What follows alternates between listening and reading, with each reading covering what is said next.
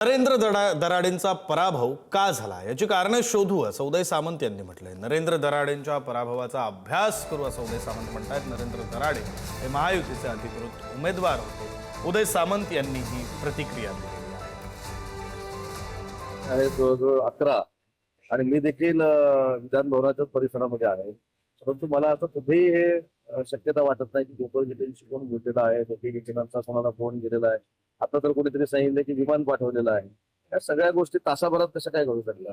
नरेंद्र दराडे हे आमचे अधिकृत उमेदवार होते आणि त्या उमेदवारांचा पराभव का झाला याचं नक्की आम्ही कारण शोधू। त्याचं अगदी त्याला आपण काय म्हणतो अनालिसिस करू। गिरीश महाजन साहेब हे शेवटपर्यंत 4 वाजेपर्यंत मतदानाच्या प्रक्रियेमध्ये होते।